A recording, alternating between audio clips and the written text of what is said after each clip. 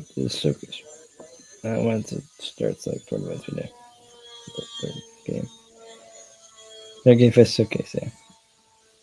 But yeah, everybody, thanks for joining.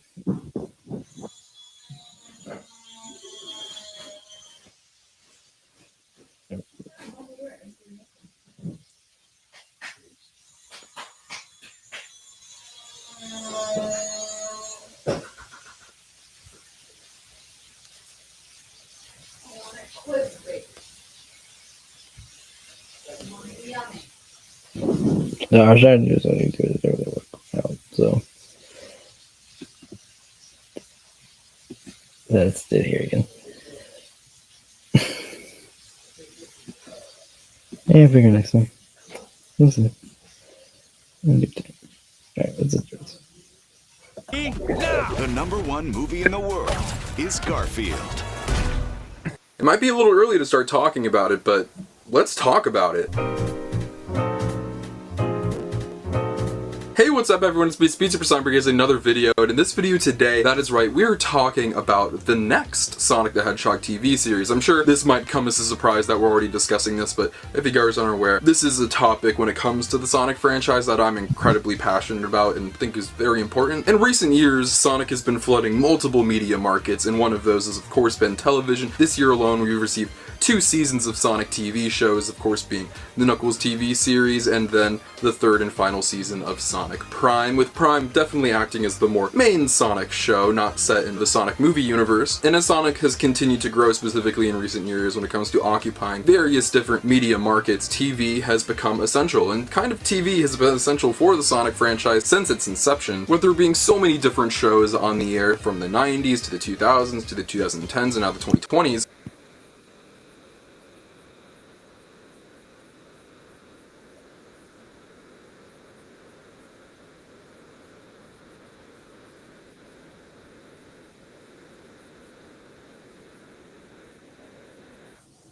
I don't know what happened right now.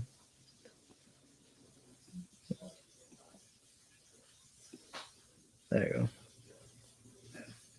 I think that there should almost at all times be a Sonic show on the air. Maybe a year or 2 break is good, but I do think you should have at least some kind of Sonic animated series on the air. And when we're speaking about TV series, I do mean specifically animation. We already know that there are plenty of plans for more series set in the Sonic movie universe that will of course be live action, but we're not really here to talk about that, because we know that's kind of definitive at this point. When we'll receive that, no clue. Regardless though, once when Sonic Prime ended earlier this year in January, the main question goes to, certainly after the ending, was is there going to be more of this show? And as almost half a year has gone by, it's kind of become certain at this point that we're not going to get more Sonic Prime. The show has kind of been put to rest, and there are no plans for a season 4. And when you find that information out, your head kind of goes to, well, if it's not coming back, when are we getting the next show? In what form is that going to be? And I do think that is a discussion that needs to happen. Now I should clarify. Kendall, did you plug this in and charge this one?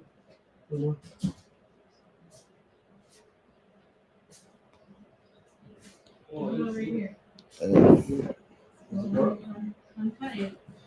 That there is no indication that there is a brand new Sonic the Hedgehog television series coming soon. There are no rumors or reports or leaks. This is a simple discussion video kind of looking towards the future and seeing what could be done, what should be done, what I'd like to see. Because like I said, I do think there needs to be a new Sonic show on the air relatively soon. Regardless if it's on Netflix or a different streaming service. It's just a market that has been incredibly lucrative. You look at the success of Sonic Prime. Strictly commercially, you know, the fans of course have their own takes on it, but like a lot of the things that the fan base doesn't like in recent years, those things do perform well. Like what I said earlier, I was expecting Prime to get picked up for more episodes. To then ended up being taken out of the actual film. Example B, Michael Keaton's Vulture appearing in Morbius. What more do I need to say there? I'm honestly assuming that in the movie, we're gonna see Venom 3 pick up right when Venom gets transported into the same bar from the MCU back to his universe. With the same bartender, and the guy is gonna be all scared and call the cops and say, someone just teleported into my bar maybe or some shit and left this gooey thing here or some shit. I don't know. And that's when the army guy comes in, takes the symbiote sample, setting up the government aspect of the film. Now, the next really confusing thing in this trailer is this scene right here where we see Venom is on a road trip with some people. And, you know, like, at first you might not think much of it until you fucking realize that right there is Dr. Connors, aka the lizard from the Tasm universe, because that is Reese Ifans, however the fuck you say that name. So people have started to come up with some wild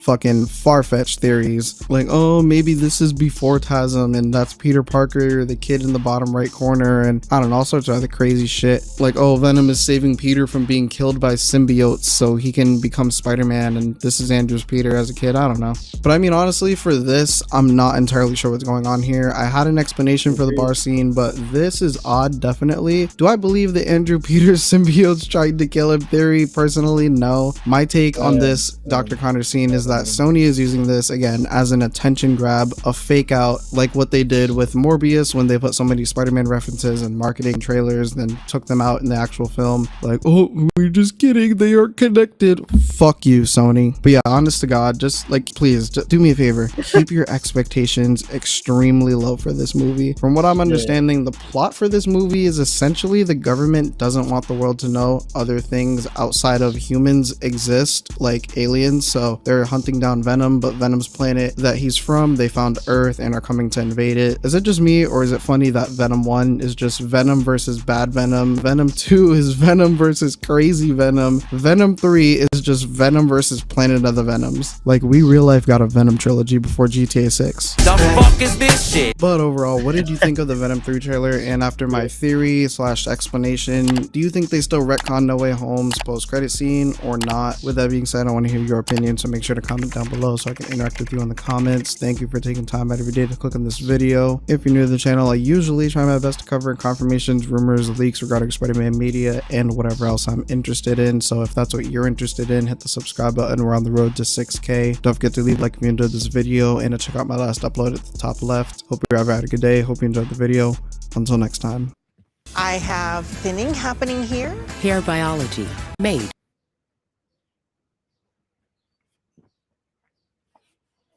Okay.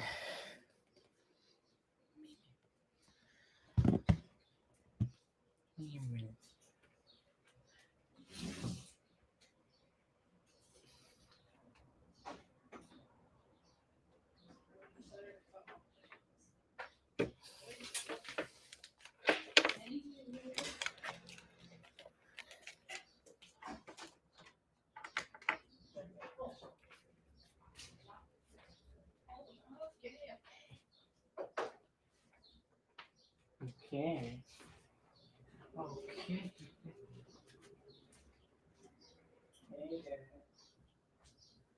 Cutting all the chicken strips. Oh, no, that's right.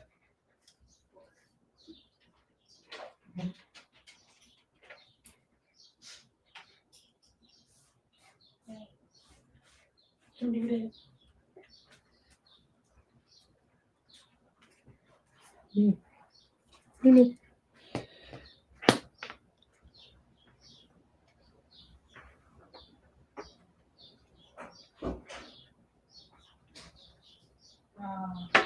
Where's gone, right?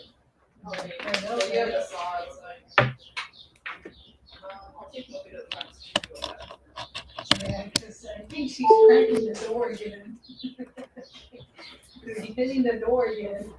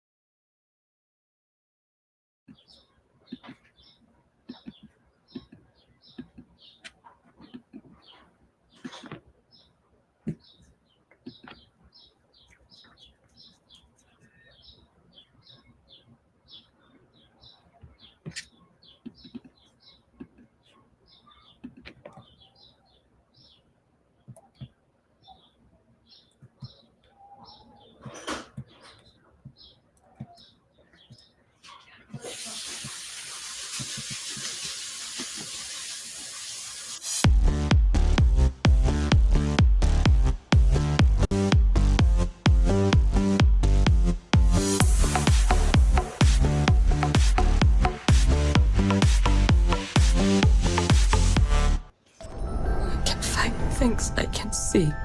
Yes. Things that bleed when struck with a spear. I'm lost here. Just this once, I'll give you something special.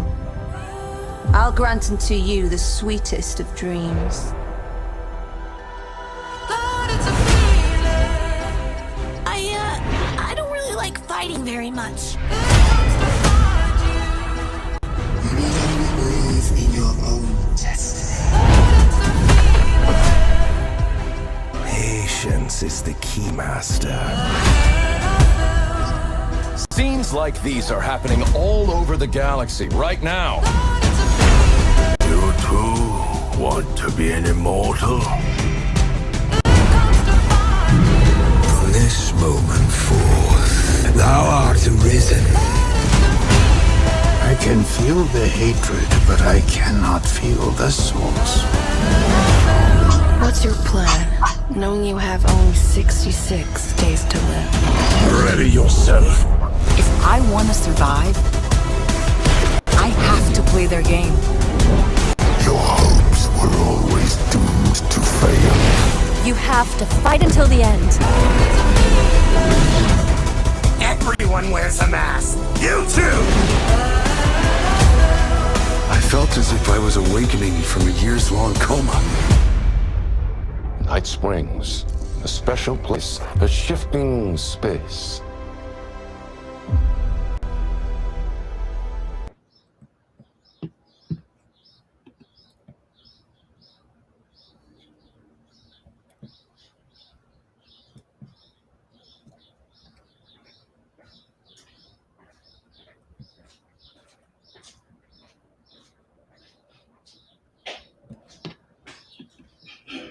You the sweetest of dreams.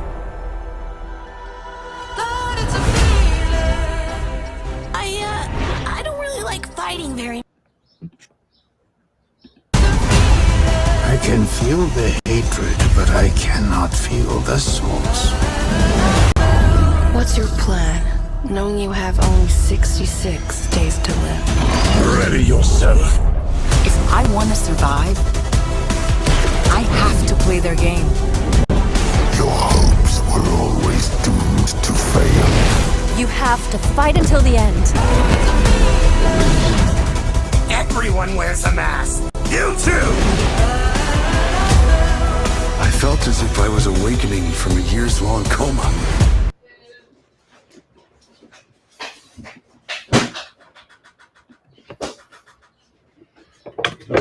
I'm coming, Brian. It's ready.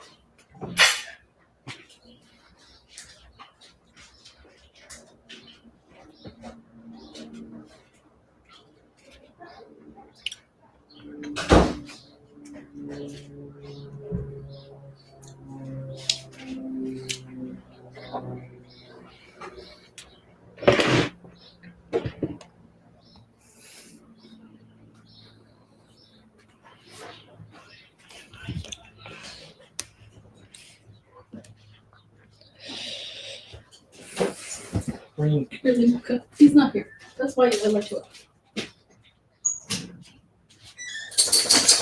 Alright, you need to go. Okay.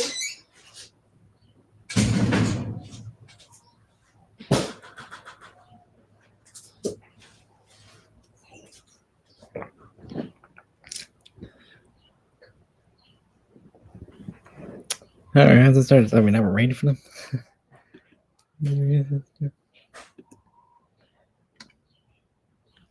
Right.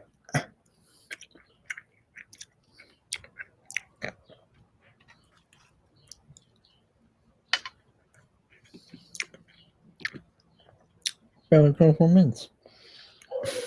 Again.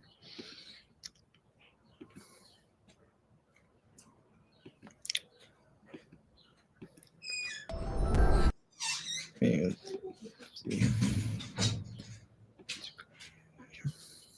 Sorry, I know you would like to go that way, but there's dangerous things.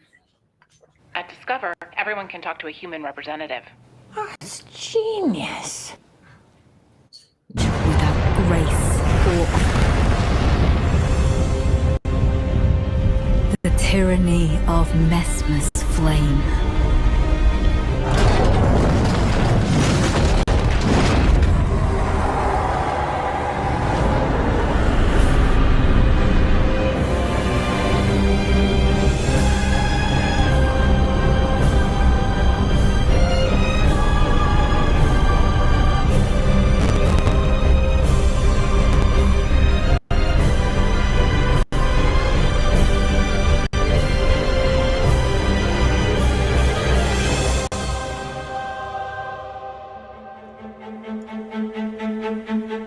And so kindly Mikula would abandon everything.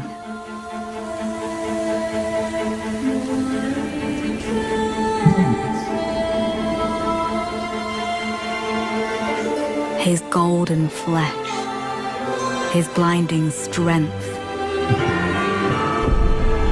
even his fate.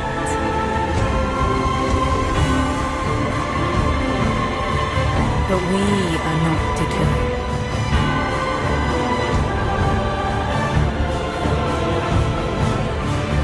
We choose to follow.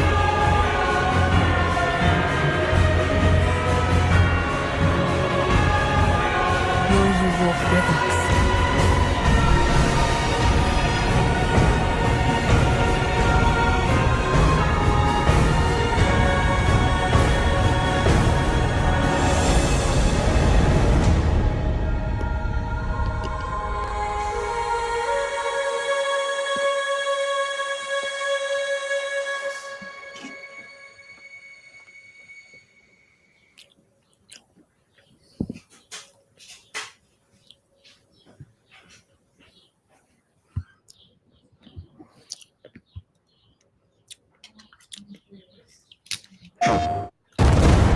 You seem like a calm and reasonable person. Are you? A calm and reasonable person.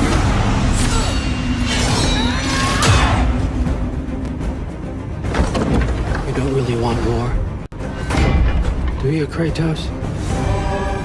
War is coming! The prophecies say Fimbulwinter leads to Ragnarok.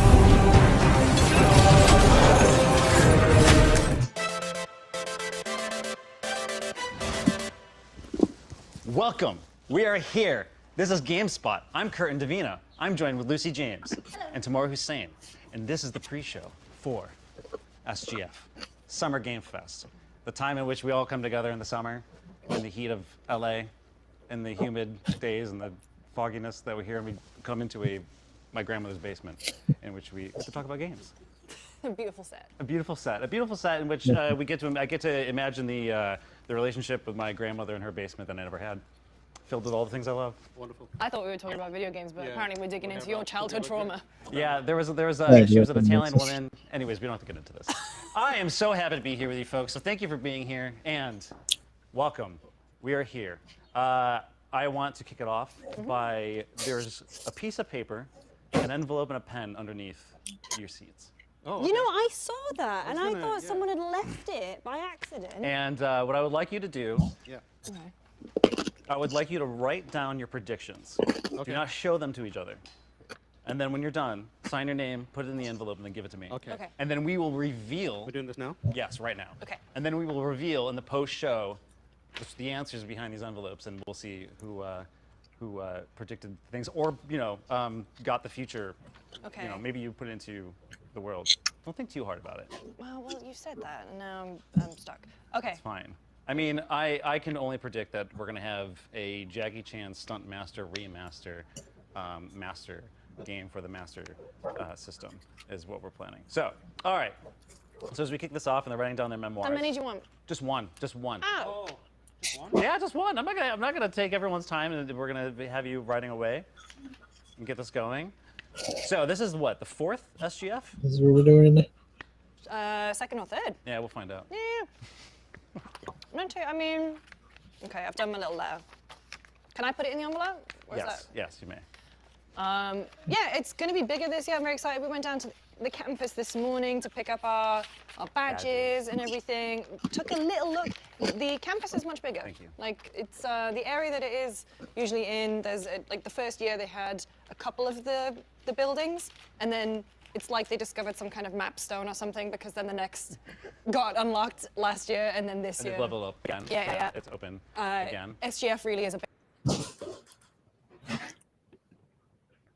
There's a room in this room. There.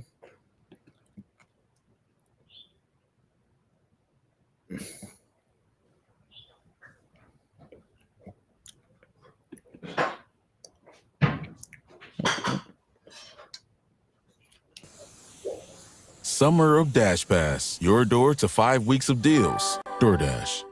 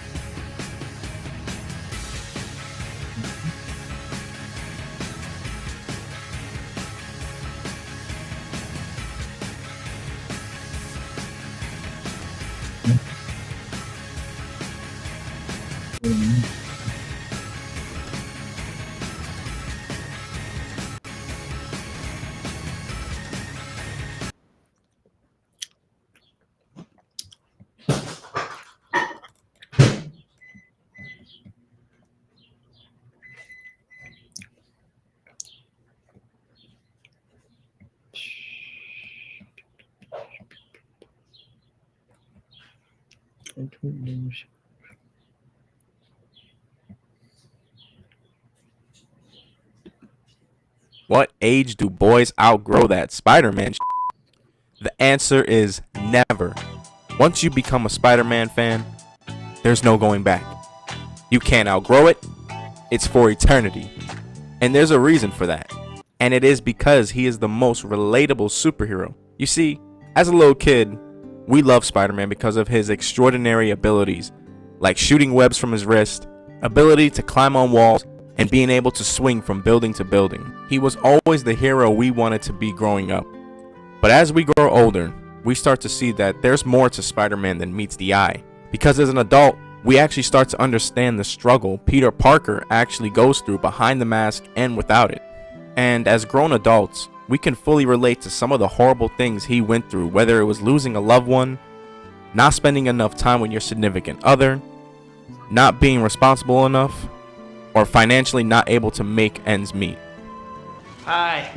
I have a paycheck due this week. And You're a month late again. There are times where we will look at him and be like, yo, that's literally me. Because let's be real, we've gone through at least one of those things in our lives. And that's why I feel like as the reader or the viewer, we can relate to him more than other superheroes like Batman or Iron Man. Because let's be real, not everyone's the CEO of $1 billion company. You cheap bastard!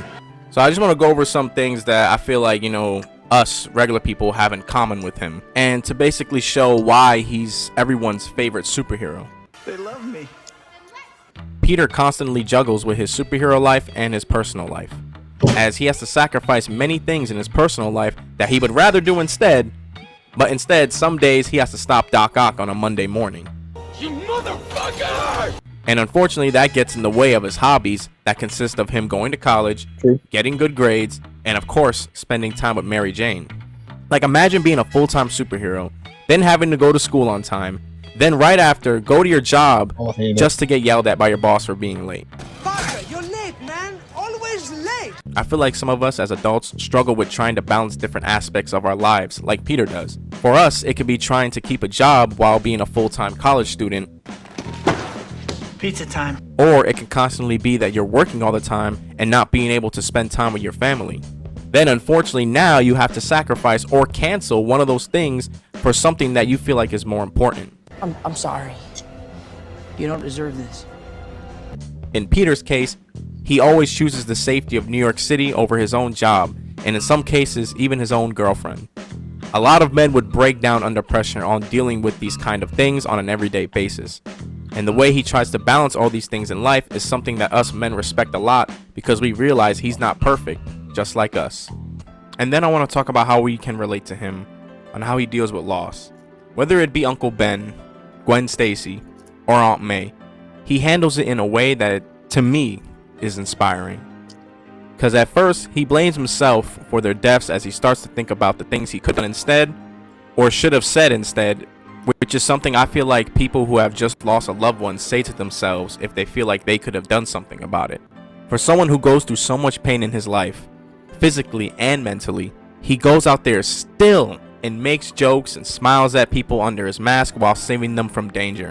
And how I feel like men can relate to that is, it doesn't necessarily have to be that you've lost someone in your life. It could just be that you've hit rock bottom in your life and you're depressed and you feel like giving up just because you're so tired. He shows us no matter how hard it gets, you always have to get back up and continue to do what you gotta do to get back on your feet. Strong focus on what I want. And in his story, he also shows us not to abandon our friends and loved ones and not to be ignorant and accept the help that they're offering. I get it, thank you. But I'm fine. I don't need your help. As in the darkest moments in our lives, we need comfort from our loved ones and friends. Everybody needs help sometimes, Peter. Even Spider-Man. And then his story also tells us to not have vengeance in our heart, as it will make us ugly and bitter in the inside. In coping with these losses, Peter finds peace in his sense of responsibility. While the pain of loss never fully goes away, he channels it into determination to make a positive impact on the world.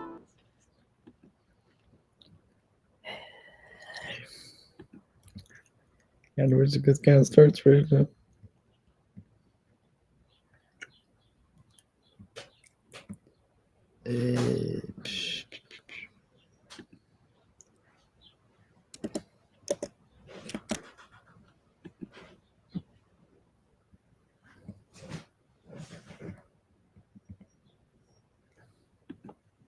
This is your chance to get 2 top-of-the-line trimmers on the low. I was browsing the Manscaped website. The boss down to their last life, the renders this boss fight confusing and frustrating. Before you've got a boss down to their last life, the music will slowly fade out and then back in again with a darker, more intense mix, signaling their last-ditch attempt to kill you before you inevitably take them down. There's nothing fun about these songs, so buckle up for some bullet hell until you can finally dish out the pain. Of course, there's no discounting the appeal of just making a boss you really want to kill. GLaDOS, the malevolent AI in Portal, spends the whole game taunting you, and that makes finally taking her down so satisfying. So, there you have it. 3 fundamental factors that make up a good boss fight. What's that? There's still about 5 minutes left in the video? Well, that's because there's actually a 4th one I didn't tell you about. A twist. The brain of our boss fight. Now, when I say twist, I'm not always talking about stuff like a secret hidden final form.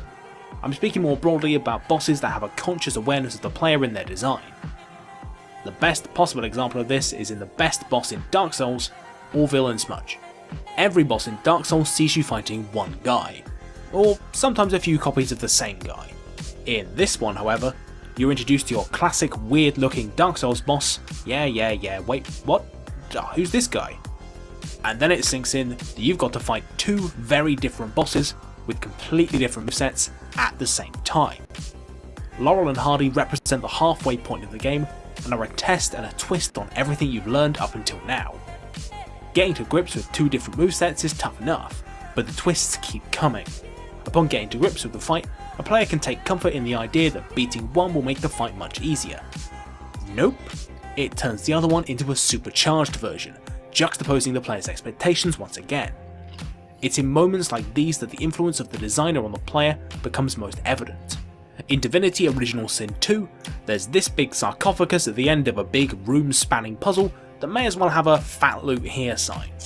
However, when you go to open it, you summon a boss, who's now got you surrounded, in a choke point, and is on the high ground. This fight is super easy once you can actually reach the boss. The challenge comes from the fact that you're all but guaranteed to be in a terrible fighting position when you activate it. The game has used your instincts against you and shows that it's still got a few more cards left to play, and you can't get complacent quite yet. Surprise surprise, Fury functions in the exact same way. This guy, the Edge, is all about sword fighting. To start off with, he uses the same attacks. Yes, we're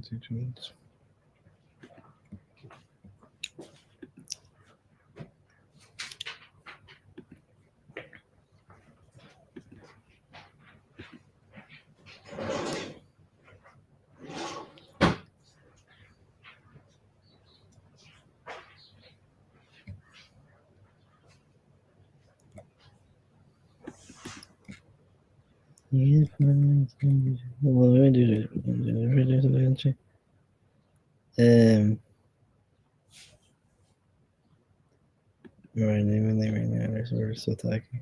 We're still talking. The part's talking.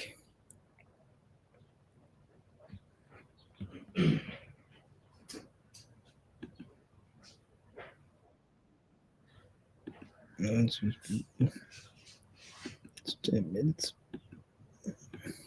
There was just so much stress on me because I was constantly worried about how much my bill would be, because for some reason each month it would just go up. And now with Mint Mobile, So I watched the first 2 episodes of The Acolyte, so you don't have to. Sorry I didn't dress better. I feel it's important to dress for a funeral. You know what? There. As I was saying, it's important to dress for a funeral. Sweep the leg, Johnny. Johnny Walker, that is. The blue label. Do something a little different on screen today. We'll give Lagavulin. People are going to see this video and be like, Blazer, short hair, talking Star Wars. What year is this? Time is a construct. Everything you thought you knew was a lie. Including, but not limited to, fires not being able to burn in a vacuum of space. That's right, if you loved curving lasers in the vacuum of space, you ain't seen nothing yet. I'm getting ahead of myself. Okay, so I saw The Acolyte episodes 1 and 2. This is not going to be a play-by-play, because there's a lot to talk about. More specifically, pick apart. Just going to give you my tardy, slightly late thoughts on the show. Apologies for that. Anyhow, The Acolyte's out, and there's something to be said about consistency. As it was going down, I texted a buddy 2 letters. And someone else I know saw The Acolyte, and he texted me those same 2 letters. Those letters are CW. This feels like Star Wars on the CW. Which the CW has given us some great stuff, but not everything's supposed to feel like the CW.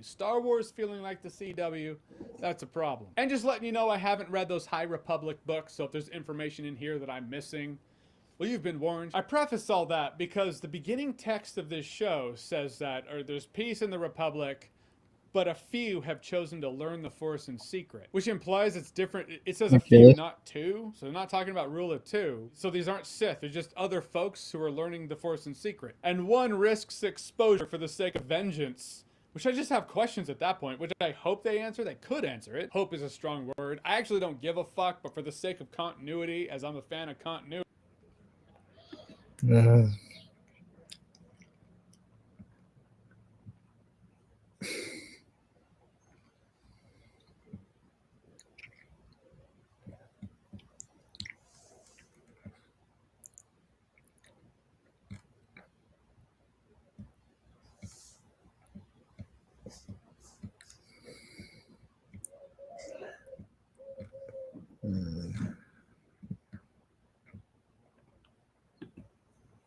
Stick around to the end of the video for a Discord Nitro giveaway. How's it going, assholes? My name is The Stellar J, and I have finally reached my fucking limit. I was browsing a certain social media website. I don't want to say any names, but just know that the average IQ and girlfriend rates on the platform are not really all.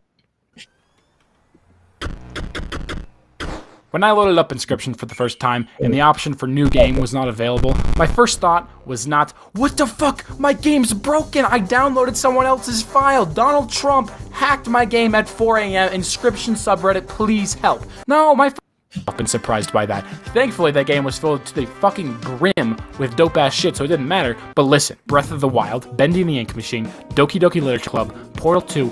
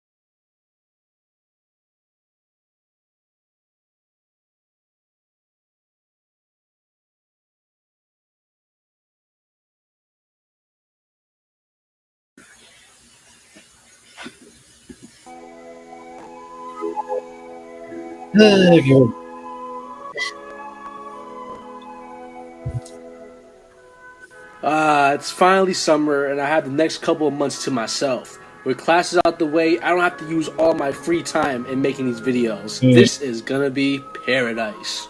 Minion! There is a new internet question, and it's proving to be quite contentious. What is it? I'm not the most familiar with your human discourse, but from what I have gathered, it seems that this has stemmed from a single question. Go on. Would you rather be alone in the forest with a man, or a bear? I don't know about you, but I would choose the bear 10 times out of 10. You know, as a gator myself, I've had a lot of experience with bears, and they just be relatively chill to disgusting humans that concern me. Especially the little I've gathered from the internet, if that's anything to go off of. I did it! I did it! I did it! I did it! Well, if that's your only gauge of humanity, I guess that's fair enough. Now, if the bear was Freddy Fazbear, then I would have my doubts. What do you mean? An IRL grizzly is way more dangerous than Freddy freaking Fazbear. Bro, I live in the wild. I have met grizzly bears. They aren't all that. Do you even know what a grizzly bear is? Aren't you colorblind or something? Being a gator and all? I'm not colorblind, fool!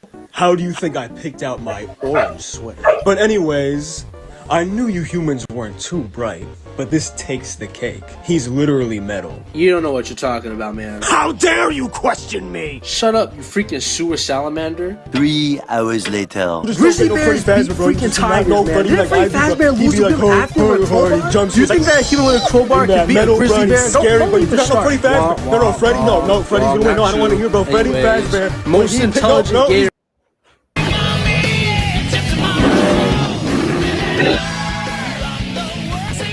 Alright, since certain people need a two animals share the same environment, with it being reported that tigers often have to get the jump or ambush on these guys in order to win clean. But moving on to some numbers now, according to zoologist.com, an experiment was done in which food was kept inside of a 700-pound dumpster. Said dumpster was immediately sealed and put into the location of a grizzly bear, the bear being enticed by the smell of the food, and he was able to apparently ragdoll the dumpster around like folding a bookshelf. So yeah, these guys are strong. Keep in mind the bear was just chilling, and the real estimate for a bear's strength is probably much higher. While bears are physically powerful, don't sleep on their bite force, as they have a bite force of around 1200 psi, which is capable of crushing a human skull and also crunching into bones. Their claws are around 4 inches as well, and they're literally designed for digging into things such as flesh. I want to note that all this would scale to their durability, as most of these instances involved fighting other animals, and for the AP of grizzly bears, their durability often scales to this, as grizzlies fight with themselves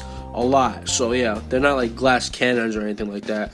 Bears are literally so durable that according to grandviewtours.com, which is a hunting site, apparently bear skulls are so thick that even strong shotguns or even rifle bullets might not penetrate it. But there's more to talk about when it comes to bears, and especially their durability, as I was able to find a story about a bear named the Boss. This guy was just a G and a true monster, right? Among bears. He used to just eat them apparently. But anyways, I was able to find an instance where he was reported to be able to shrug off getting hit by a train, which is crazy because these things just obliterate whatever's in front of them. You can go watch a video on YouTube. I don't think I can show y'all, but apparently this guy walked it off casually, and due to this, I was able to get a calculation from my good friend Godzilla King of the Monsters, and he was able to determine that the boss can endure forces at a low end around wall plus, and at a high end being around small building level. And yeah, I know the boss is kind of a weird outlier bear. You know, he used to eat, but they're just not real in the main canon. But in the novels, they seem to be canon via the Twisted ones. And let's talk about some of their feats because they have some good stuff. As Twisted, Freddy has a feat in which he was able to break through a wall and create a particularly violent fragmentation, seemingly effortlessly as well. Which when calculated, it's been determined that this feat would get into the small building ranges of attack potency. And as for durability, these guys were able to survive a gasoline explosion. This right here is another feat that's gotten calculated to small building level, but I know what you guys are thinking. This video is about Freddy Fazbear, so why am I talking about these knockoffs? Well, it's because the OG gang has a scene in the end of the book where they're able to stomp them out, unironically. During this instance, I also think it's important to note that these guys showed the ability to throw punches and fight at a competent level. But yeah, they literally smashed the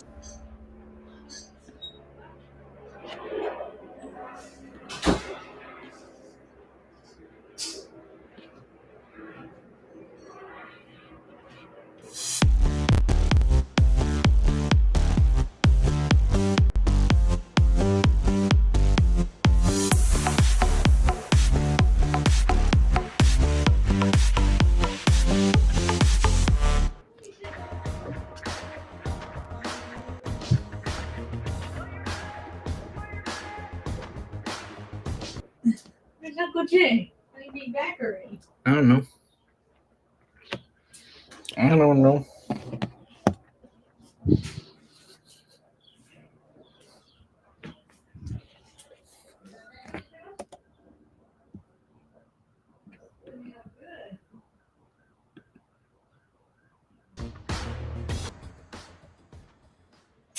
Please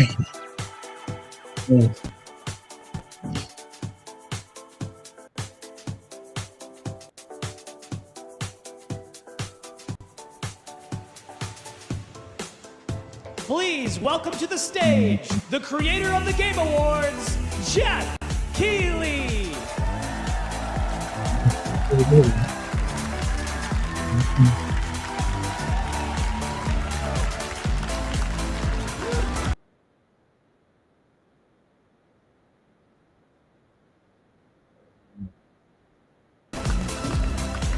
Hello, everybody. Welcome to Summer Game Fest 2024. You ready to see some video games?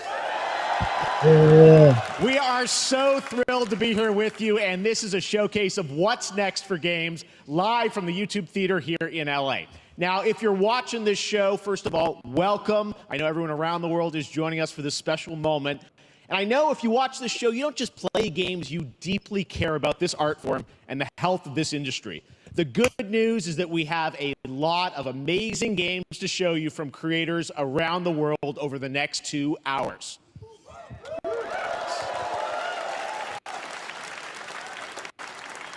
But let's also face it, this has been a tumultuous and difficult year with company layoffs and studio closures, which have disappointed all of us.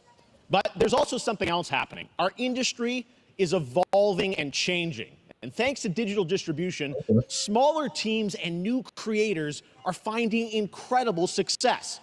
Take a look at this list from Game Discover of the top 10 best-selling new games on Steam so far this year.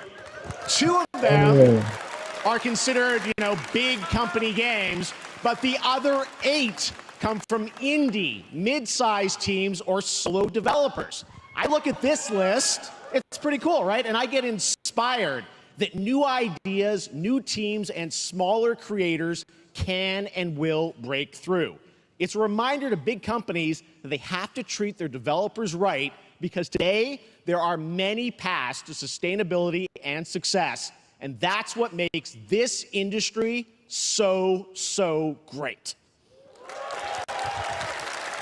And you'll see that reflected in the show today, because over the next 2 hours, we'll have big franchises on stage like Star Wars, Batman, and Harry Potter, but also smaller titles, including a few games made by single individuals and first-time creators that we invited to be part of this show because we think this platform is important as a way to show you new things that you might not even know about. So when you see a game that piques your interest, please wishlist it, or even better, send it to a friend and get them excited. That's how we together can grow the gaming community. And we are going to do that today over the next 2 hours, as we have a lot of games to show you, plus Day of the Devs directly after with even more indie titles. So should we get to the games? All right, it all begins right now. Here's our first announcement. Next. Hey, look, this is Hot Dog Guy auditioning for the lead and unannounced action game. We see you as more of a sidekick. Oh, sure, I get that a lot, but check out my range. Okay. Rage! Empathy. Oh, hilarity! This guy! Straight! Hey, what game is this anyway?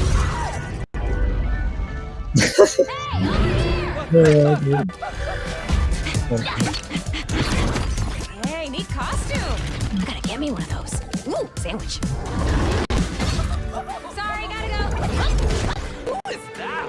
That hot dog guy is Aloy, an amazing video game lead.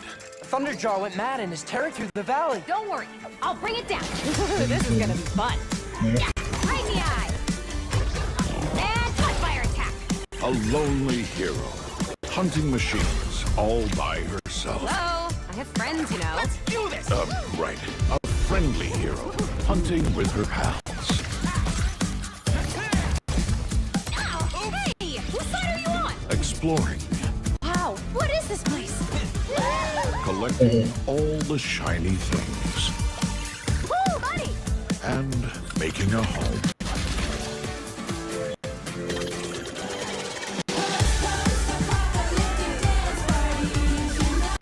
Aloy, the Thunderjaw's back. Oh, right, the Thunderjaw. Ooh,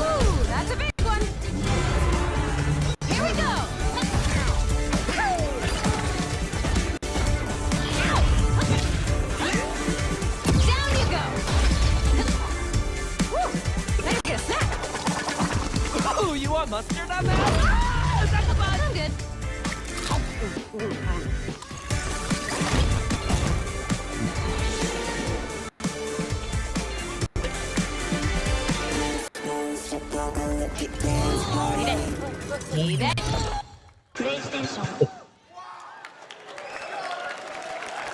you go. Wasn't that fun? That was Lego Horizon Adventures coming out later this year for PlayStation, but also day one on PC and Nintendo Switch. It's a playful, lighthearted story inspired by the world of Horizon, designed with two-player action in mind, supporting couch and online co-op.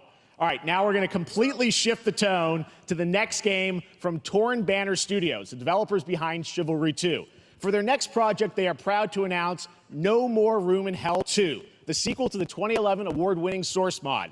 8 players start separate in the dark, and it's up to you to find your friends and survive with permadeath. Here is the first look.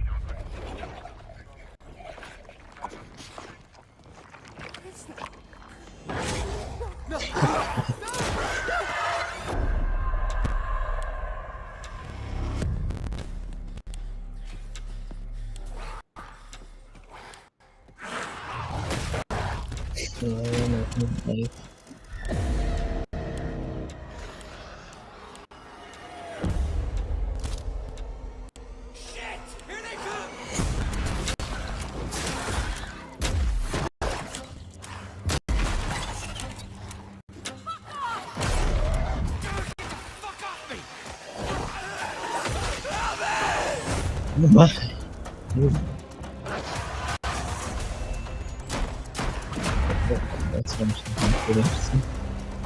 Don't like them.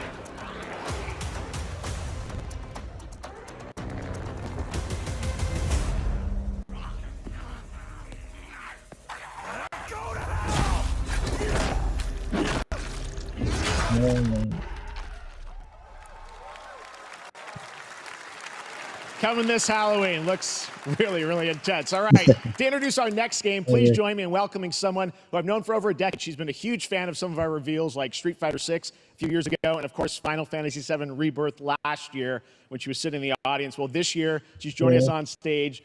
We're thrilled to have her with us. Please welcome Curious Joy.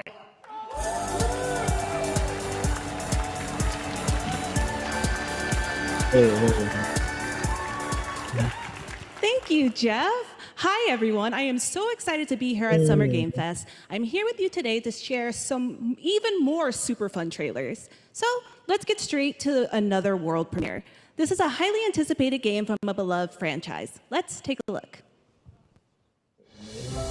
As young witches and wizards, we all dream of soaring through the sky like our favorite heroes. When it comes to Quidditch, we've all wondered, do I have what it takes to be the next Quidditch star?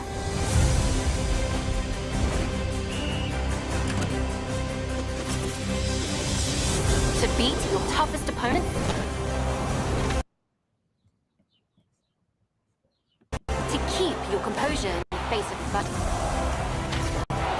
To chase your dreams at any price? To seek glory for your team? No challenge is too great. No dream is too big. So ask yourself, do you have what it takes? Do you have the heart of a Quidditch champion?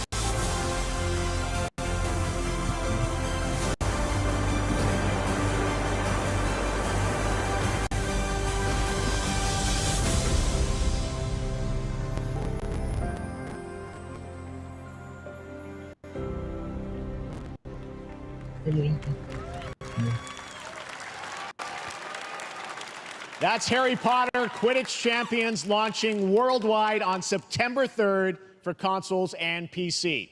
Now we move from the Potterverse to a brand new world. It hails from a single developer, Gavin Eisenbeis, up in Seattle, who has been making games all by himself for a decade.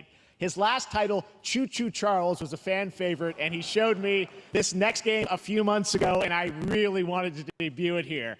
Get ready to backstab, race, or cooperate with up to 20 of your friends in Cuffbust.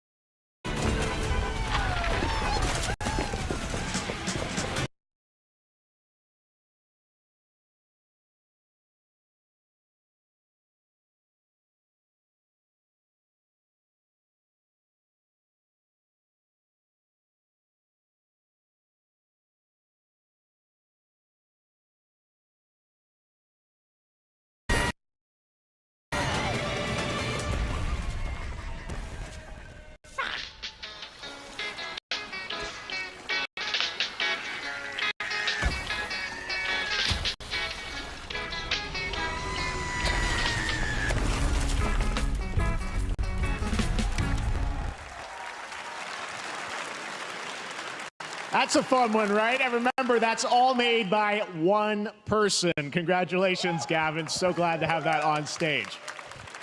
All right, next, one of this year's most anticipated games is Star Wars Outlaws, coming out on August 30th from Ubisoft and Lucasfilm Games, the first open-world Star Wars game where you live the life of a scoundrel. On Monday at 12 p.m. Pacific, you'll get to see a full gameplay showcase during Ubisoft's Forward event, streaming as part of the continuing Summer Game Fest events. But right now, we've got an exclusive new glimpse at the game, just a small taste of what's to come.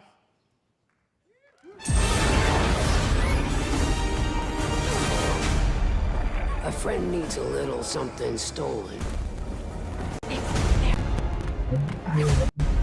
Let's raise the stakes, shall we?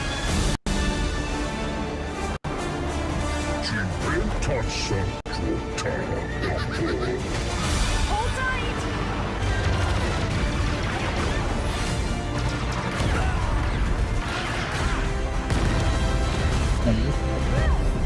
We should get moving.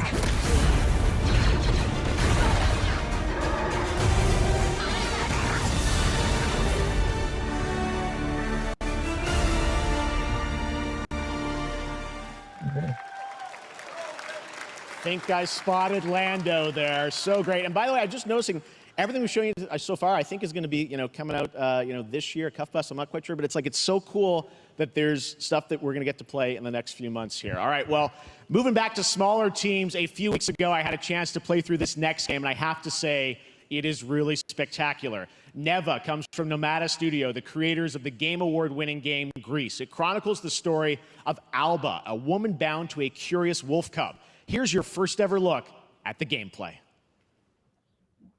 Yeah. Okay.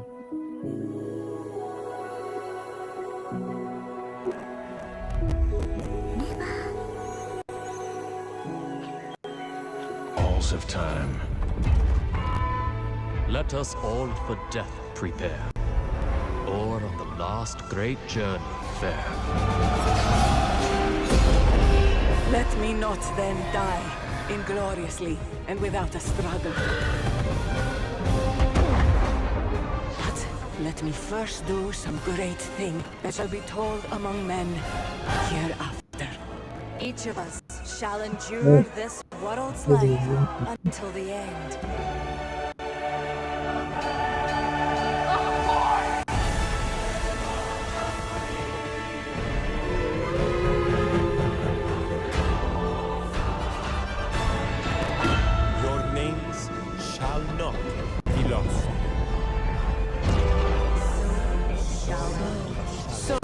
shall be. So it shall be.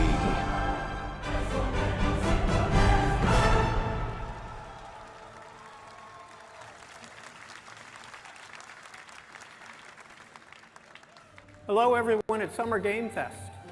On behalf of the Firaxis team, we are thrilled to finally announce that Civilization 7 is coming day and date to PC and consoles next year. I'm in awe of the amazing team that has brought us to this moment, but we also have to thank you, our incredible fans around the world, for your overwhelming support of this franchise for over 30 years. We can't wait to share more, and we hope you'll join us later this summer for the full reveal of Civilization 7. In the meantime, stay civilized.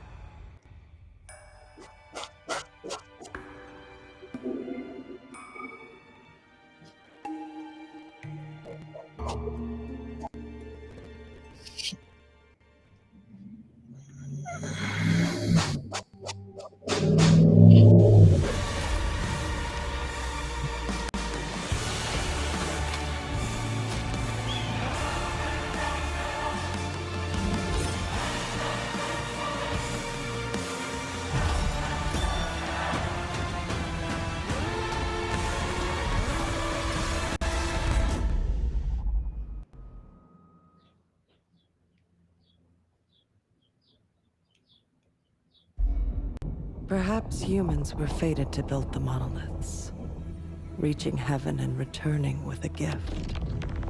Stardust. But mankind was given more than it wished for.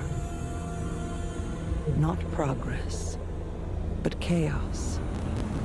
Every new height brings a terrible fall. And yet hope still glimmers.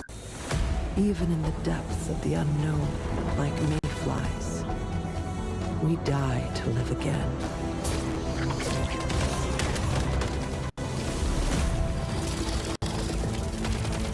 The smallest creatures.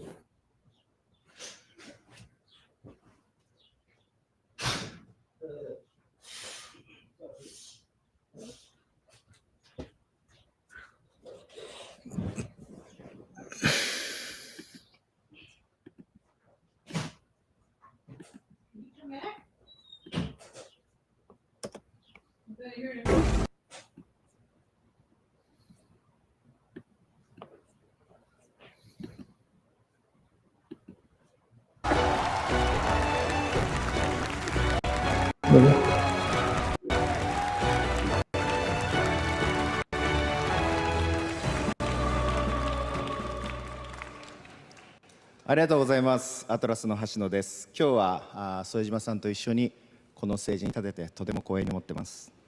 Thank you, everybody. It is a pleasure to be here. My name is Hashino, and I am the director of Metaphor. It is a pleasure to be here with Mr. Sojima.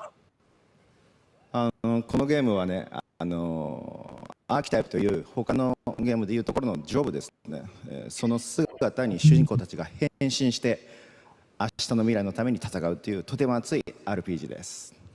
This game is an RPG in which the party members transform into their jobs, which we call archetypes.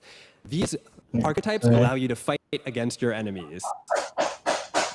アーキタイプは誰もが持つ不安と向き合うことによって覚醒する力です。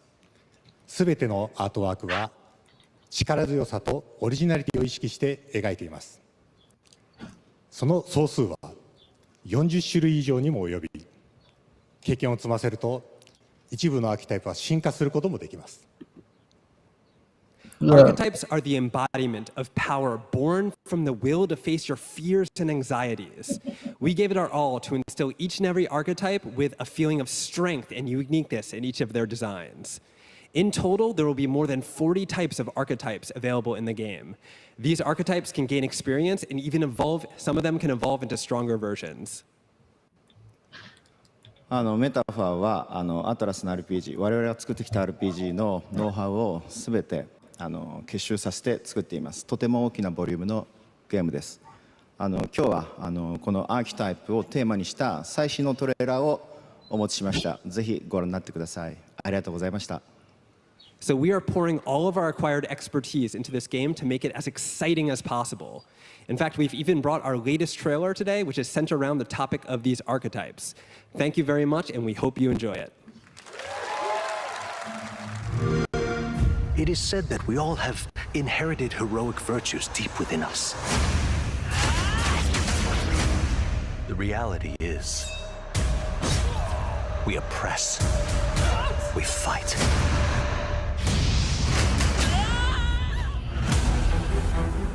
A great evil flows through this land.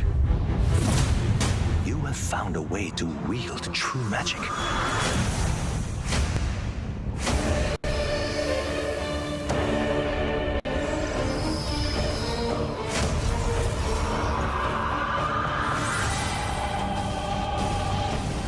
Many more protectors and followers will gather to your side.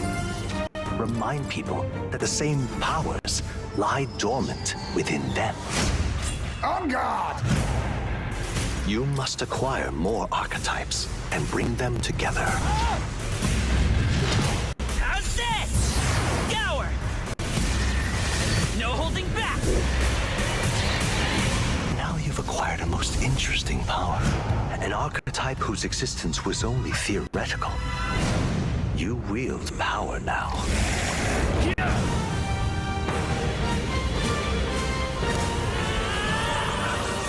No thanks, baby.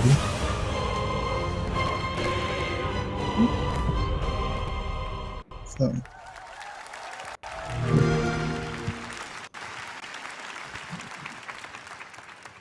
Such an honor to have Hoshino and Shojima with us on stage. Thank you guys, and for that deep look at the archetypes, such stunning visual designs. Now we're going to jump into the Arkhamverse. Batman Arkham Shadow is a MetaQuest 3 exclusive VR game coming later this year. As Batman, you face a new threat, the mysterious Rat King and his cultish devotees. Here's your first look at the story trailer for Batman Arkham Shadow. That's good.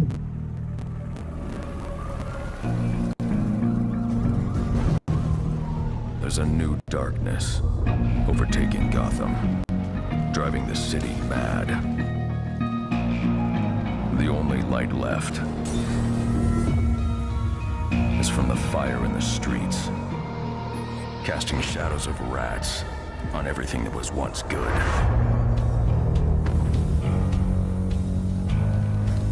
Fear is their weapon. They're not the only ones who can use it.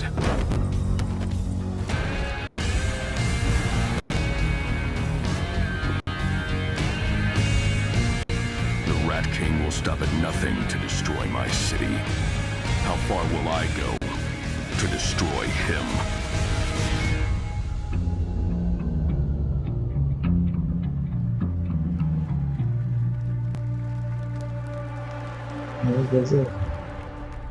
What's that one? It's down there, of course. When the bat falls, the rats rise.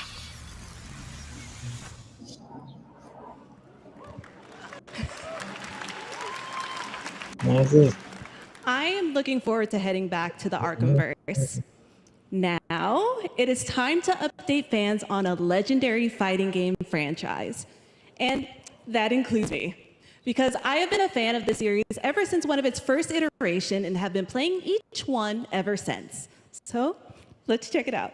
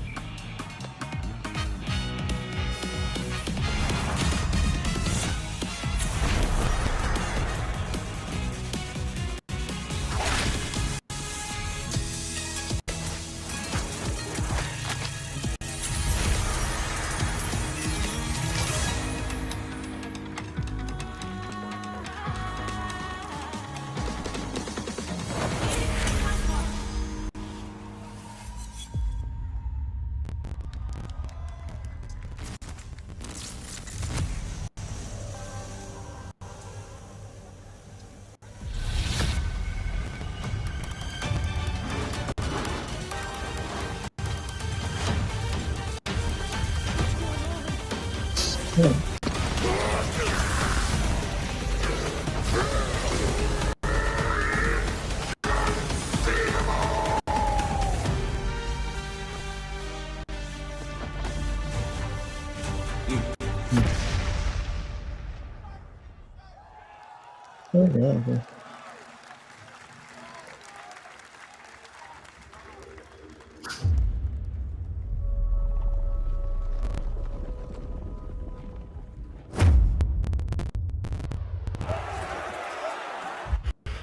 What is this?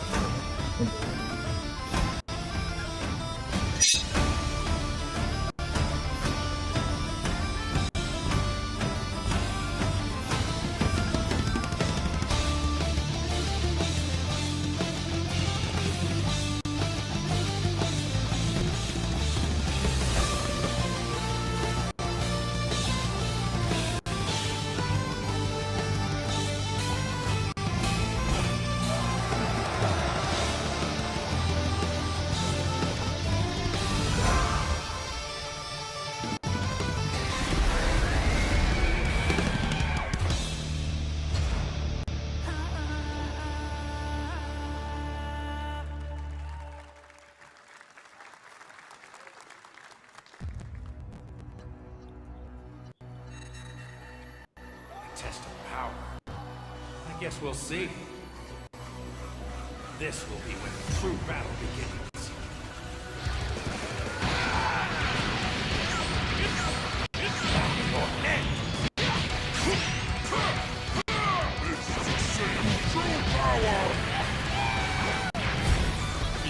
To a million pieces, just like I did that earlier. You talking about thrilling?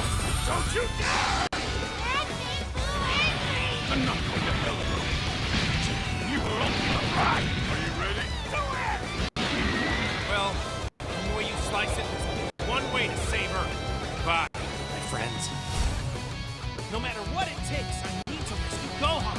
Goku, wait! What? Never forgive you for this! Now you will suffer my wrath!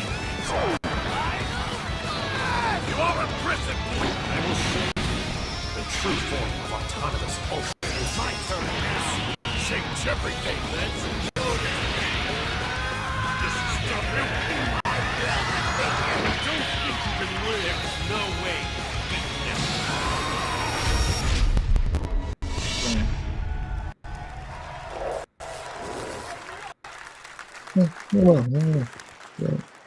There you go, Internet. We got your release date for Sparking Zero, October 11th.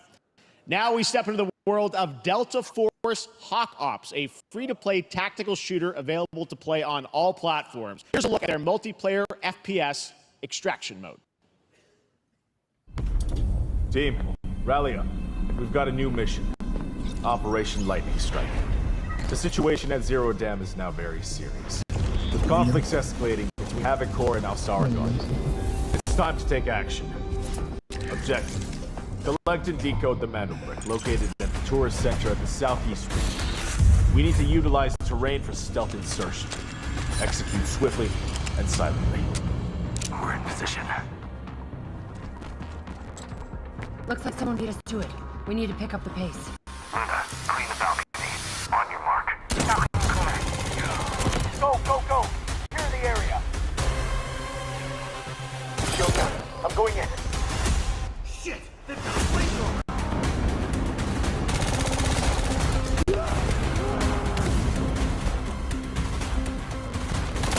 Engage! Second floor! Ah! I got shot! They're coming up!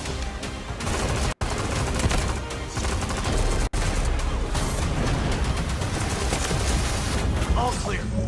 Prepare for decoding. That's all for mission briefing. The drill is over. Operation commences. Good luck.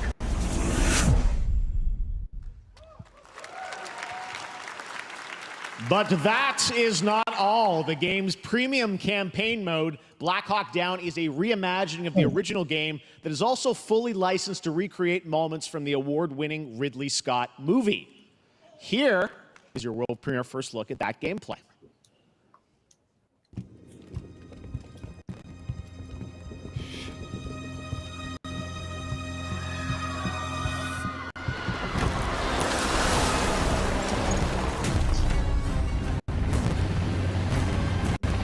Why are they burning tires?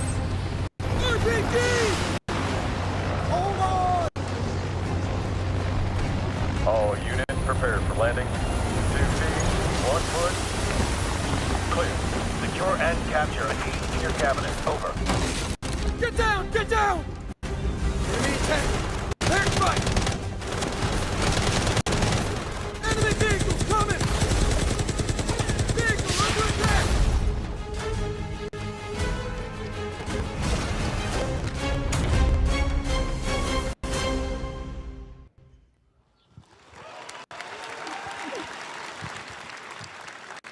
And now, I have an update for you on Fatal Fury: City of the Wolves. For real this time.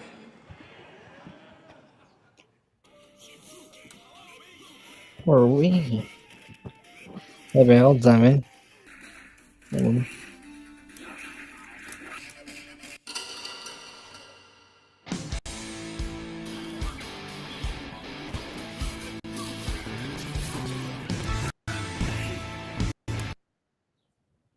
The newspaper again.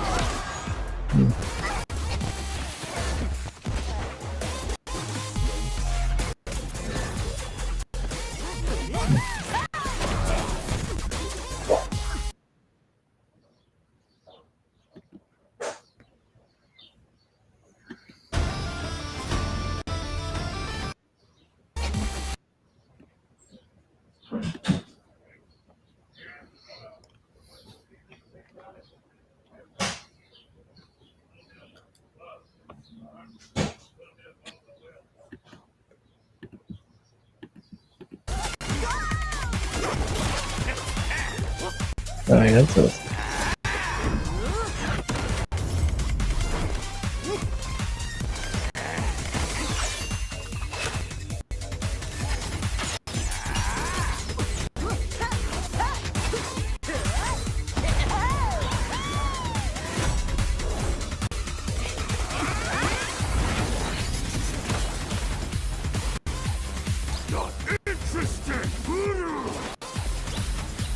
Water balloon!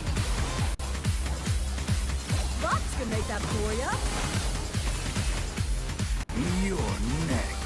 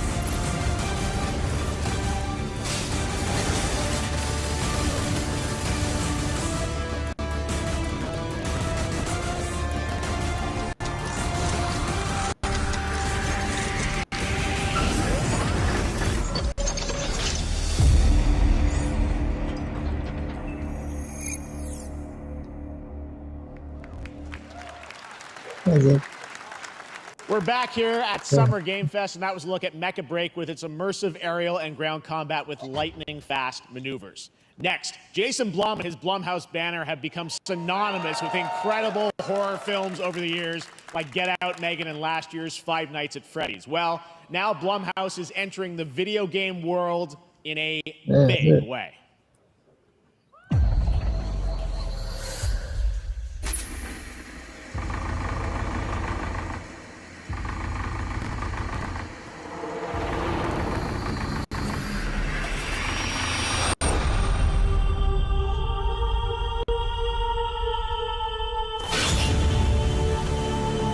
Dark times await us. Vengeance will take shape.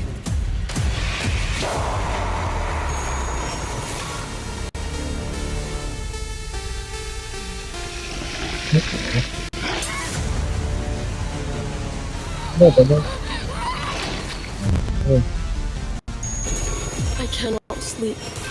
I cannot sleep. I must not sleep. I am terrified to sleep, and I am scared to death to stay awake. Don't worry, Viv. If any ghosts actually show up, I'll protect you. Amy? I'll save you, no matter what. Just go home, Viv. Amy! The local police department asked me to help with a case. Why would they need a game designer? Should have some developer mode.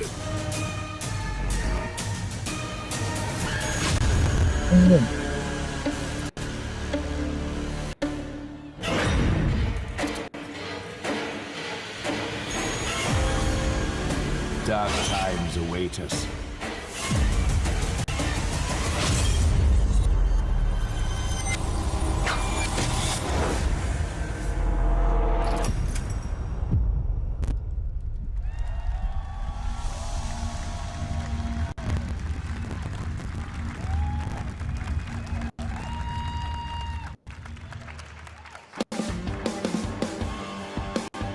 Please welcome Jason Blum, CEO and founder of Blumhouse, and Luis Blaine, creative lead at Blumhouse Games.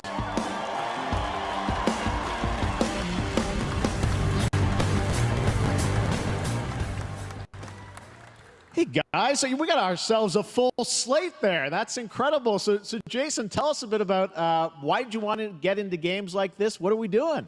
Well, we've been very, very busy. I'm very happy to be here. Thank you for having us. Thank you guys all. Great to hear the fans out there.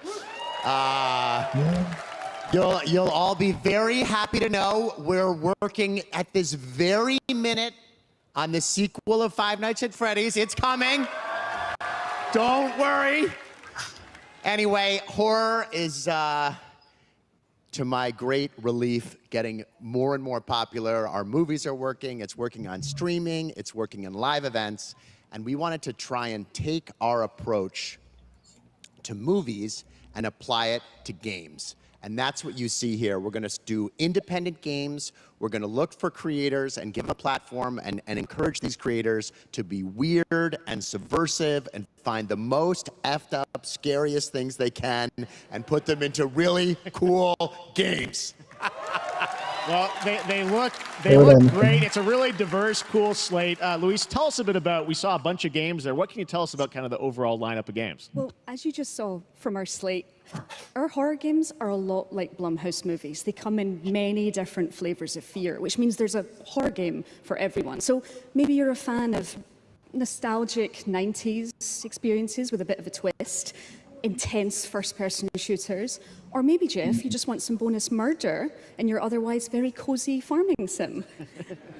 I think, as horror fans, we know that there's so many different subgenres to explore, and our independent development partners, they feel the same, and they're just as excited, which means we've got psychological nightmares, we have supernatural scares, we have cosmic horror, and our team has worked really hard to work with global, creative, talented partners. And that means for us that we really want to,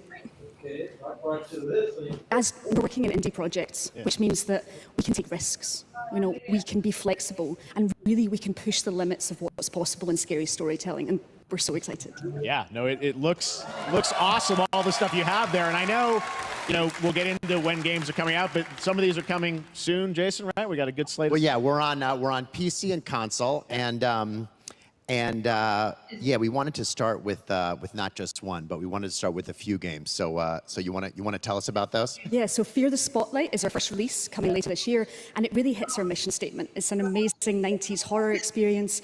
It's got great characters, a compelling narrative. It's also super creepy, and I think people will be big fans of it, even if you're not normally into horror. And quickly, actually, Fear the Spotlight is getting its first trailer as part of the Day of the Dev showcase. So stay tuned after the show. Directly after. Awesome. Well, I know this is just the start, so we'll probably be seeing you in future years with more from Blumhouse Games. But guys, what do you think of the slate? Pretty amazing, right? What these guys are pulling on.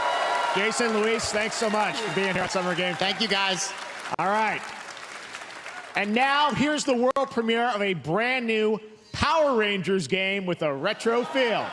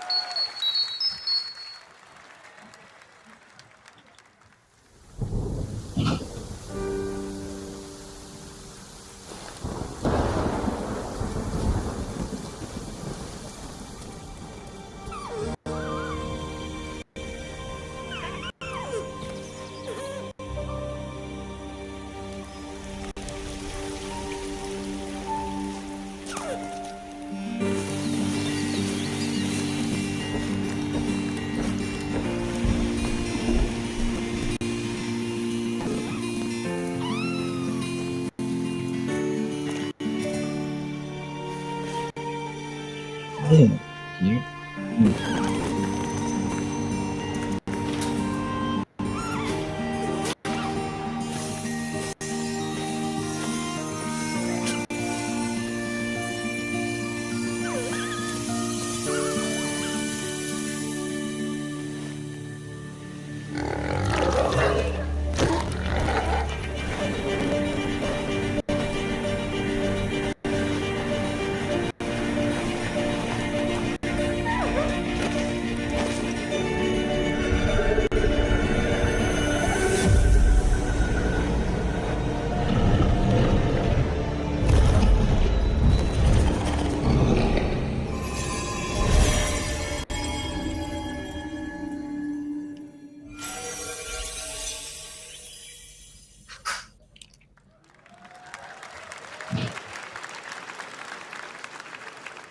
What a beautiful game, Dear and Boy, which comes from first-time developer Jason Houdet in Paris, who started that project alone in 2020 during the pandemic and now has a team of 8 helping him realize his vision with financial aid from the French government. And games like that are why we do this show, giving first-time developers a chance to show you what they're working on.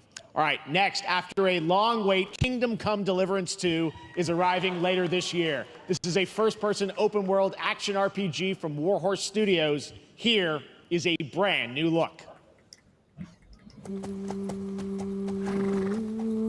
The best laid plans of men don't always come to fruition. Man proposes, but God disposes. And then puts you right in the bowls. These 2 young fellas, I need to find them. One's a smart-ass Smith, and the other's a blue-blooded fledgling. You behave like a spoilt brat. How dare you speak? Gentlemen, praise be to our Lord Jesus Christ. Our Father, there are many sinners in this world. But in the end, we all face your judgment for what we should have done, but lacked the courage to do. The last time I ran away, I lost everything. I'm never gonna run from that fucker again. Kiss our asses! God, is this retribution for my sins? To the task!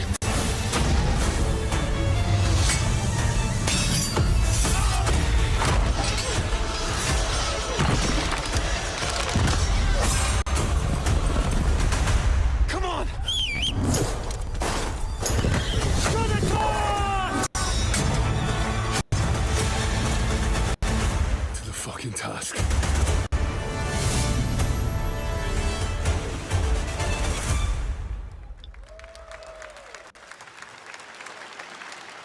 Next, we step into the dark mind of Silent Hill creator Keiichiro Toyama-san. Back in 2021, we announced his new game, Slitterhead, at the Game Awards, and now we're giving you a look at the gameplay from his independent, Tokyo-based studio.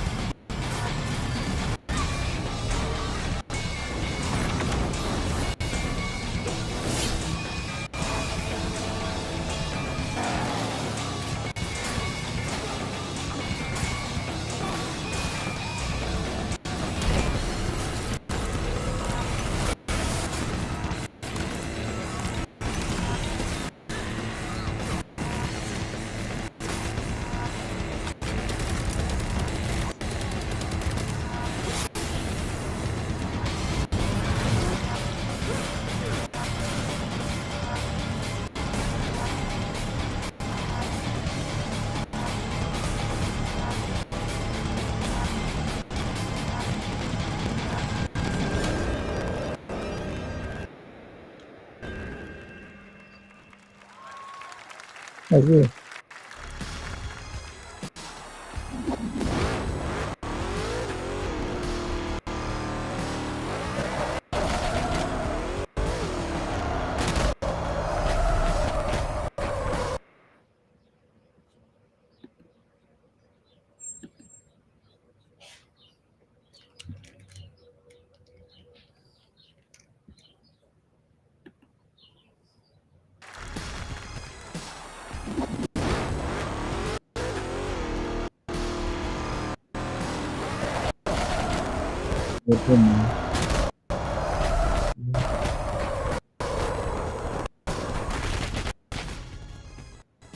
That's what I call a dramatic entrance. There's a reason why I'm called Killer Bean. It's because I'm good at what I do. Really. Really.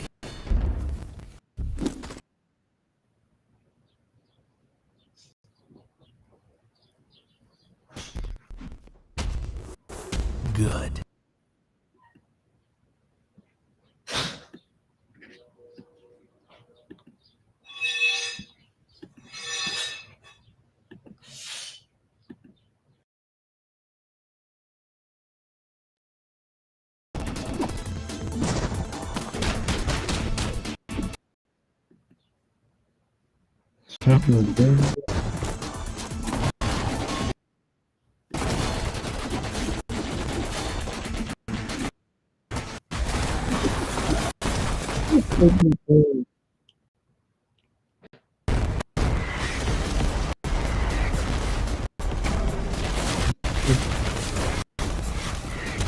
They made me who I am, and I will make them pay for it.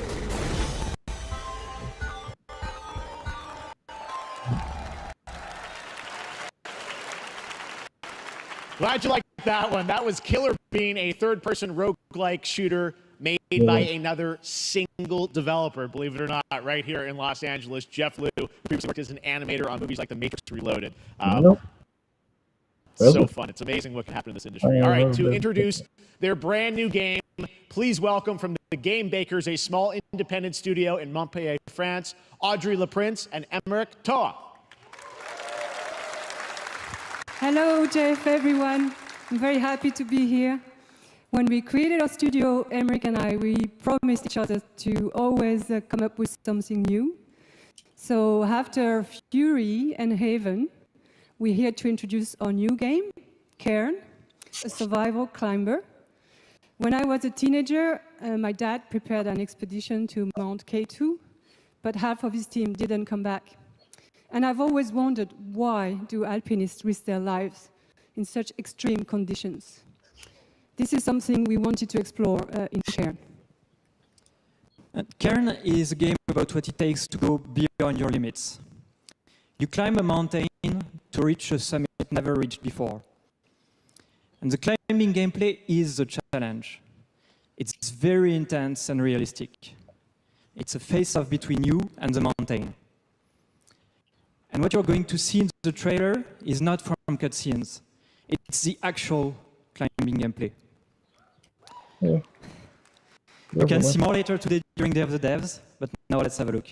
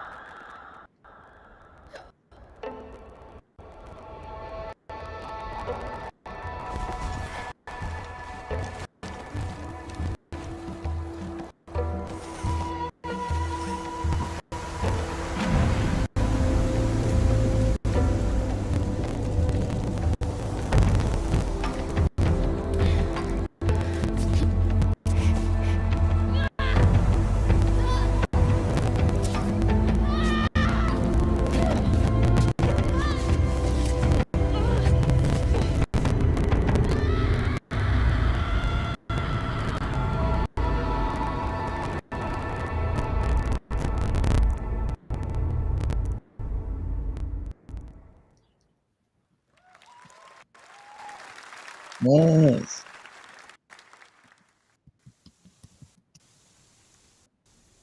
I'm not meant to be here. I'm a fighter. Really? I'm meant to be in the arena, in combat. Mm. But instead, I'm out here in the middle of the woods, running a tea shop. So what does running a tea shop involve? Well, there's a lot of gardening. And I've had to get used to the pretty unique tea machine they've got here. None of these tasks are all that hard, they just take patience. I'm not really the patient type. But I'm surviving. Yeah. Of course, I have to actually serve the tea to our customers. And once that's done, I'll usually check in with Boro, the guy who owns the shop, to see if my help is needed anywhere. And when all the chores are done, sometimes I'll just sit on a bench and do absolutely nothing. It's not fighting, but it's peaceful. And what's weird is that I actually feel good. I'm happy. I can stop running now. I can stop. I can stop. I can stop running. This is good for me. I need to enjoy this. I feel good. I'm happy. I'm happy. I'm happy.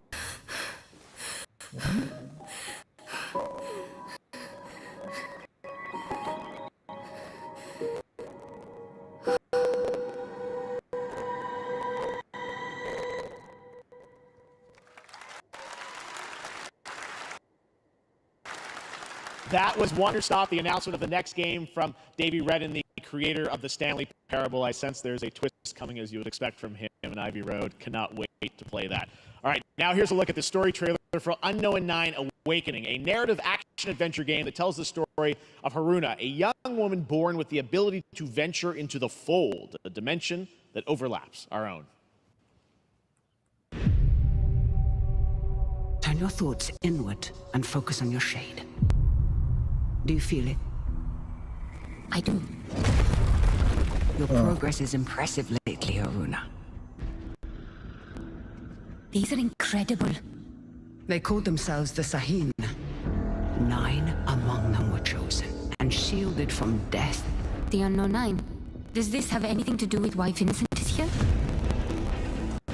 Humanity has lived for eons at the mercy of the 9. It's time we took control of our own destiny.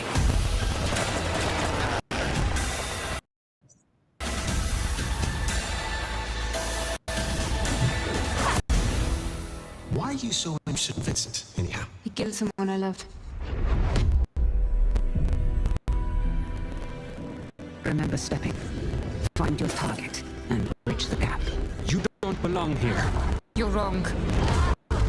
This is exactly where I'm meant to be.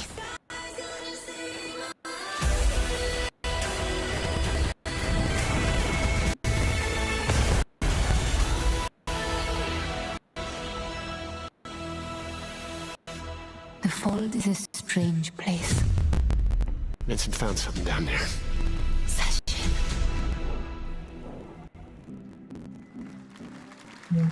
Hey! How about we see the world together? I finally have something. Something that I want to protect. I'll steal your heart. Adventure starts.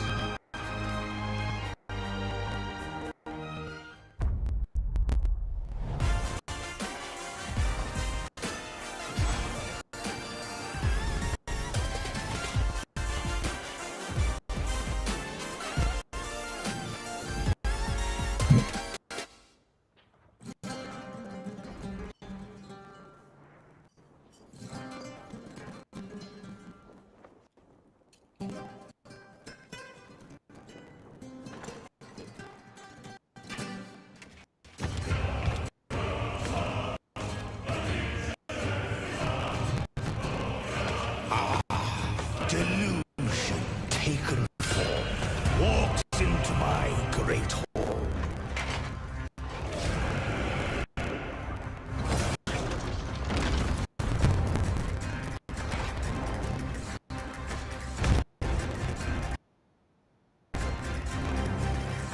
Feel honored to fight a legend.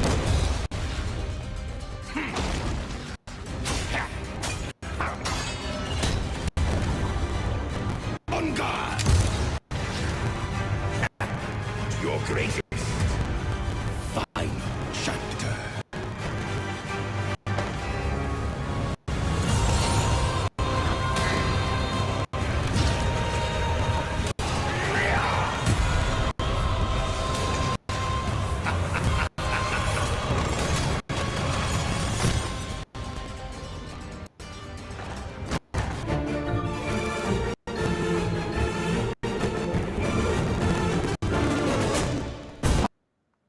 Hi, I'm Ian from Shapeshot, and you may already be playing our first game, Mars First Logistics.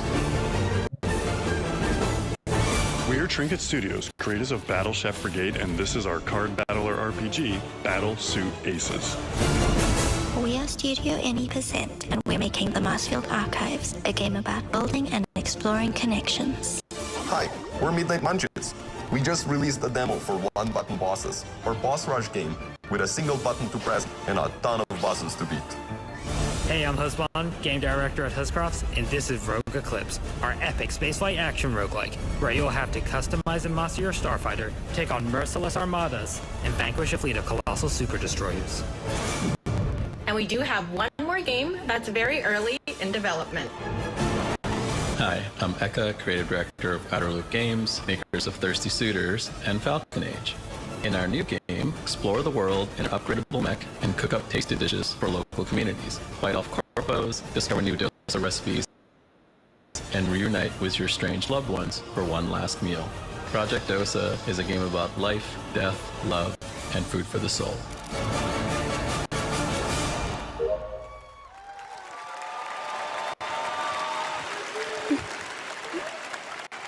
Thanks, Victoria and Forrest. Those all look fantastic, and I cannot wait to play them. But all of those amazing indie games aren't the only thing coming out of Inner Sloth. Did you know that there's going to be an Among Us TV show? Sounds like you did. Yes, there's going to be an Among Us TV show. Check out this sneak peek. Oh,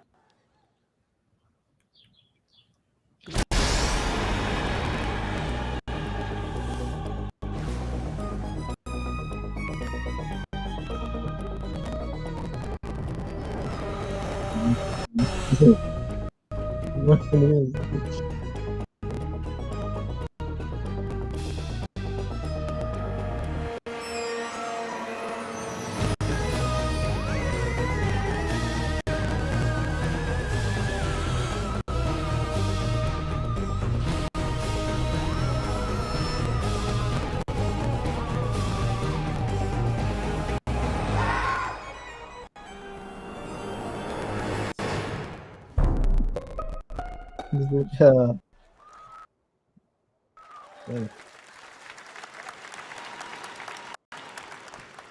Up next, we have Sonic X Shadow Generations. A definitive greatest hits collection of 3D and 2D levels from Sonic and Shadow's history. Now it's time for a glimpse of Shadow's brand new powers and gameplay from a standalone campaign, as well as the official release date announcement.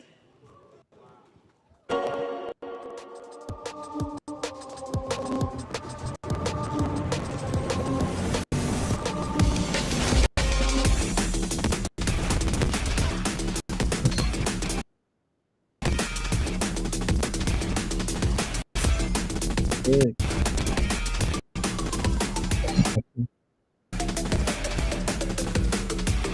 Okay. Hey, yes,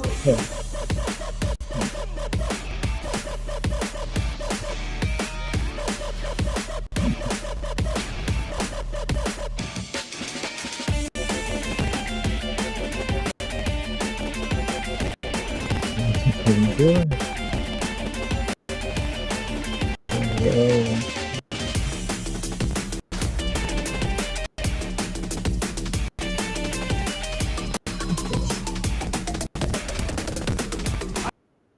Overcome every obstacle. Oh, yes.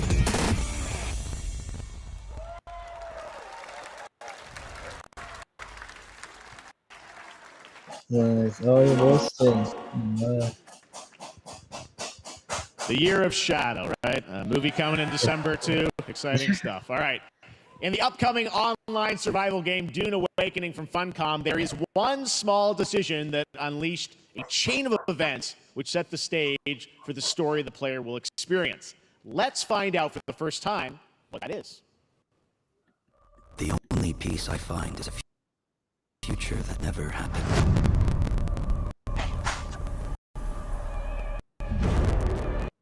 One where I, Paul Atreides, was never born. I created the future until it created me. But I see a narrow way, a path that might have been. What if my mother had obeyed her orders and given birth to a girl?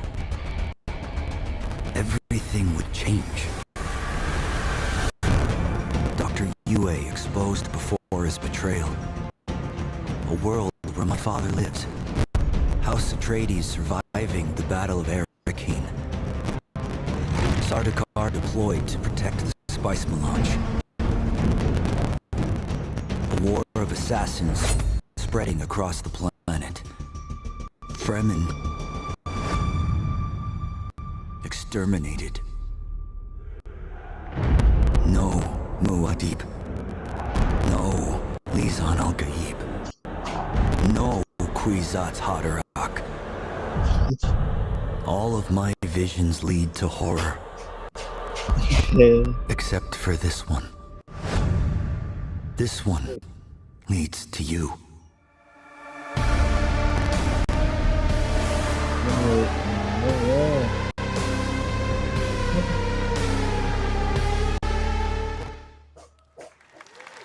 More Dune Awakening coming at Gamescom ONL in August. Now it is time to see the announcement of another new game from a brand new development studio.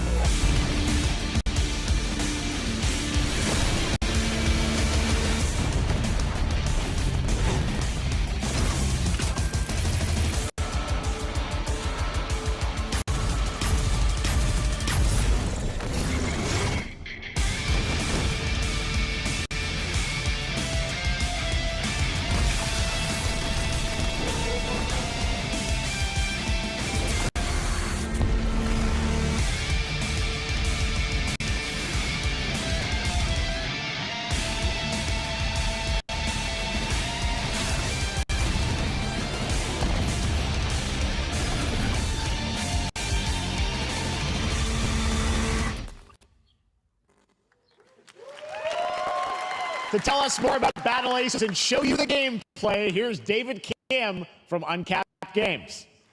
Thanks, Jeff. So Battle Aces is the RTS game for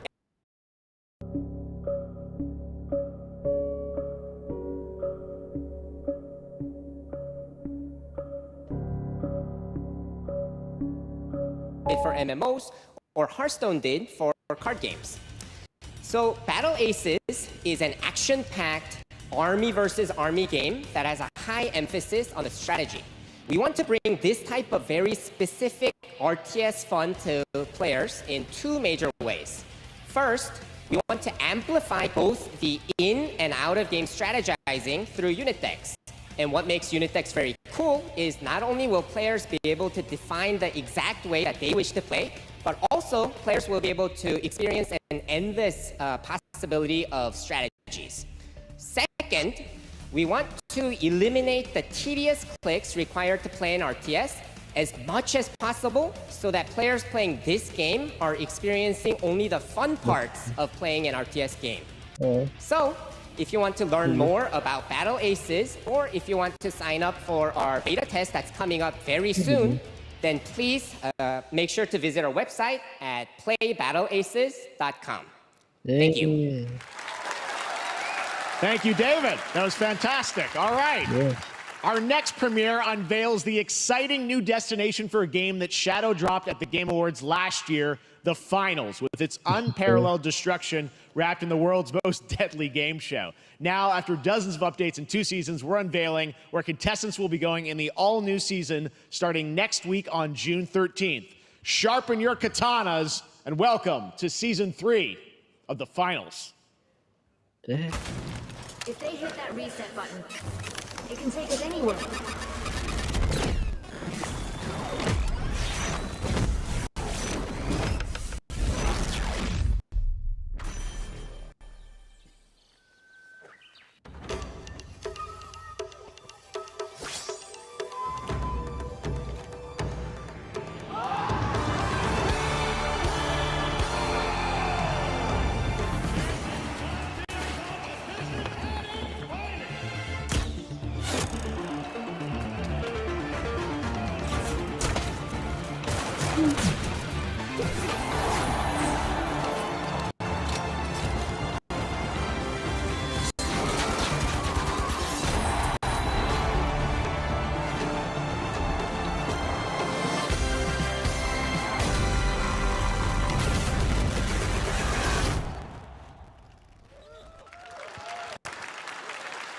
The Finals in Kyoto.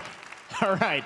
Please welcome multiple Game Awards winner and a dazzling Game Awards performer, if I do say so myself, Sam Lake from Remedy.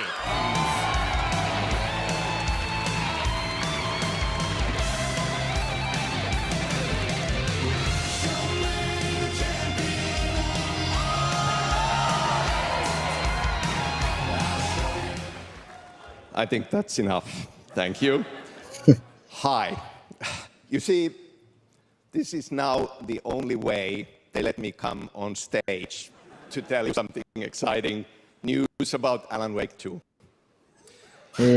Many of you have been posting your Remedy game collection pictures on your shelves with Alan Wake 2 so far digital only, sadly missing. Well, we are excited to announce physical deluxe editions and physical collector's editions for Alan Wake 2 coming this fall. You can lock in your copy starting tomorrow. Next, we promised you some expansion content for Alan Wake 2, right? I'm thrilled to introduce you all to Night Springs.